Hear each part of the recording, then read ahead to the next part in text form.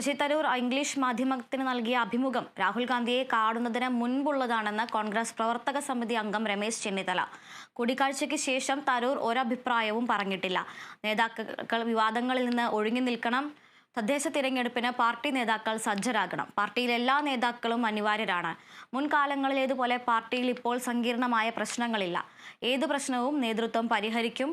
കോൺഗ്രസിനെ ദുർബലപ്പെടുത്താനുള്ള CPIM agenda നേതാക്കൾ തിരിച്ചറിയണമെന്നും രമേശ് ചെന്നിത്തല പറഞ്ഞു.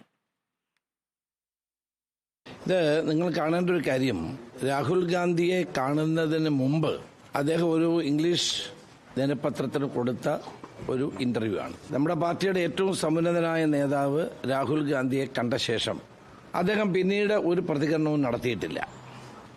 ഇന്ന് എൻ്റെ അഭിപ്രായത്തിൽ കേരളത്തിലെ കോൺഗ്രസ് UDFും ഒറ്റക്കെട്ടായി മുന്നോട്ട് പോകേണ്ട ഒരു സന്ദർഭമാണ്.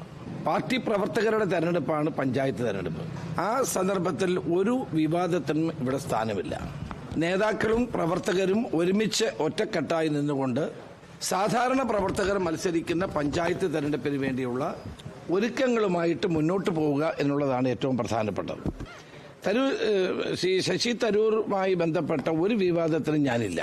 പക്ഷെ പഴയ കാലത്തെ പോലെ പണ്ടുണ്ടായിരുന്ന ഗ്രൂപ്പ് വഴക്കുകൾ ഉണ്ടായിരുന്ന കാലഘട്ടത്തെ പോലെയുള്ള സങ്കീർണമായ പ്രശ്നങ്ങളോ തർക്കങ്ങളോ ഒന്നും ഇപ്പോൾ പാർട്ടിക്കകത്തില്ല.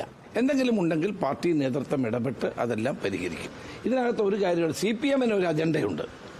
ആ CPMന്റെ അജണ്ട എന്ന് പറയുന്നത് കോൺഗ്രസിനെ ദുർബലപ്പെടുത്തുക എന്നുള്ളതാണ്. അതുകൊണ്ട് ഇന്ന് ആവശ്യം ഈ ജനവിരുദ്ധ സർക്കാരിനെതിരായിട്ടുള്ള മുന്നേറ്റം.